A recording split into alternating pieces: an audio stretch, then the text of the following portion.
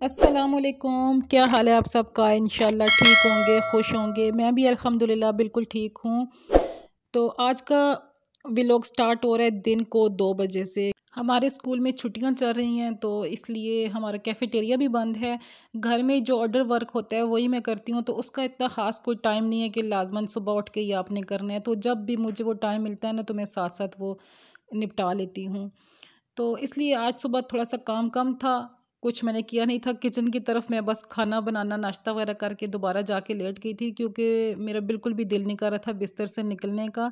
Husband मेरे गए grocery करने तो मैं उनको भेज के ना तो लेट गई थी। अभी आए हैं वापस तो अभी उठी हूँ। जो गोश्त सब और मछली लेके आए हैं वो फ्रिज में रखा है, उनको खोल के शॉपर।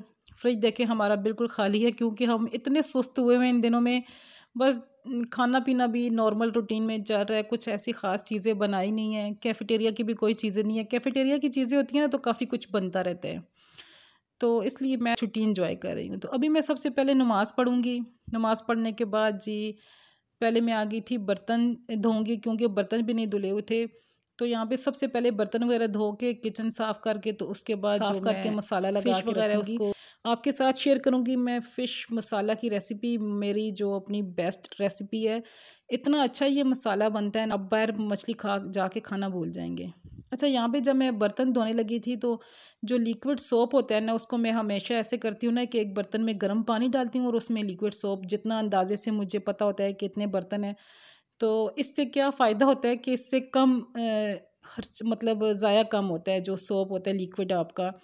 तो आसानी से बर्तन भी धुल जाते हैं अगर आपका गर्म पानी में इसको डिज़ोल्व करें तो बहुत ही अच्छे से बर्तन साफ़ हो जाते हैं, वरना ठंडे पानी में भी जब भी बर्तन धोना स्टार्ट करें तो सबसे पहले ग्लास धोएं, उसके बाद कप्स वगैरह धोएं, उसके बाद बाकी सारी चीज़ें। इससे क्या होता है ना कि आपके बर्तनों से स्मेल नहीं आती। ये सारी बातें मैं उन बच्चों के लिए कह रही हूँ जिन्होंने अभी नया नया किचन में जाना शुरू किया है। और ये देखिए मैं अपने बर्तन जब धोती हूँ ना तो साथ एक ज़रूर ब्रश रखती हूँ ताकि जितने भी वो कप के हैंडल वगैरह होते हैं या किसी भी पतीले के, वो अच्छी तरह से साफ़ हो जाए। बर्तनों में मैं ना कंप्रोमाइज़ नहीं करती। बर्तन मुझे मतलब किसी से धुलवाती नहीं हूँ अपनी हेल्पर से। मेरी कोशिश यही होती है कि मैं खुद धोऊँ। अच्छा, आपके साथ मैं आज एक और भी बात शेयर करूँगी। आपने मेरा थंबनेल देख लिया होगा कि अल्लाह ना मुझ पे कब मेहरबान हुआ, मतलब मुझे जैसे लगता है कि अल्लाह कब राज़ी हुआ या मेहरबान कह लें, या मेरे जो हालात हैं वो कब खुशहाली मेरे घर में आई, ऐसे आप कह सकते हैं। उससे पहले मैं आपके साथ एक और बात शेयर करना चाहती हूँ कि मैंने कहीं पढ़ा था कि जब औरत कंजूस होती है ना, कंजूसी करती है तो वो मर्द को बादशाह बना देती है, और जब मर्द कंजूस होता है ना तो औरत को फ़कीर बना देता है। यकीन करें ये इतनी मतलब मुझे अच्छी लगी है बात, और बिल्कुल ऐसे ही होता है। औरत को मेरे ख़्याल में थोड़ा सा कंजूस कह लें या एहतियात कह लें करना, मतलब होना चाहिए, थोड़ा सा कंजूस होना चाहिए।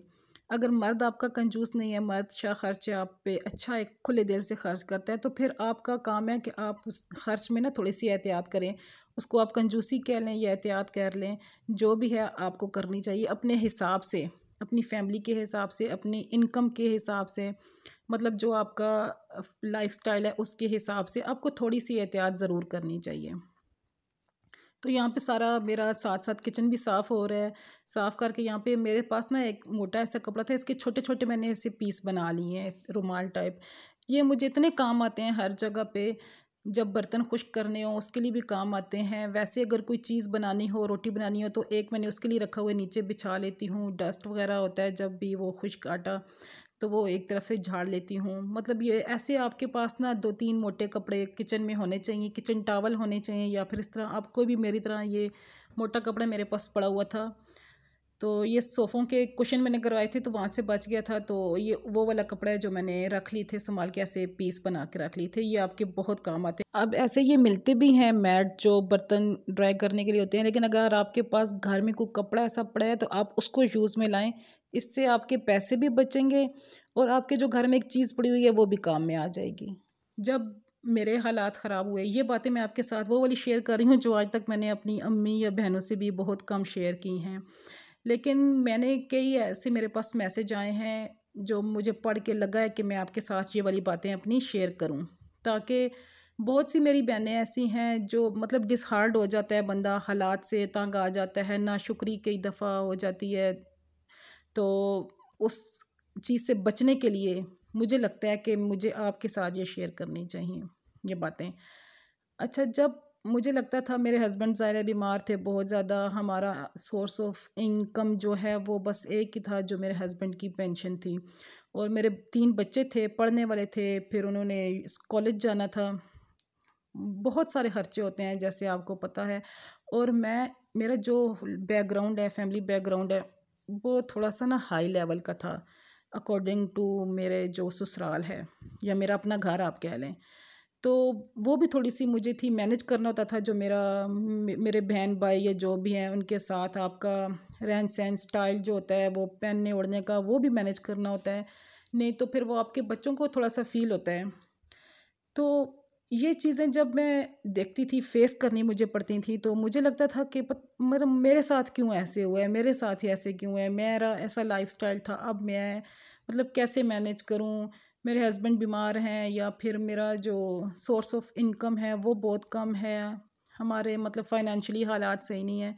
मतलब ऐसी चीज़ें, नेगेटिव चीज़ें मेरे भी माइंड में आती थी, क्योंकि जब हर तरफ से थोड़ा सा ऐसे परेशानियां हो ना, तो ऐसी नेगेटिव बातें माइंड में आना ये एक नॉर्मल सी बात है, अल्लाह माफ़ करे, वैसे आनी नहीं चाहिए।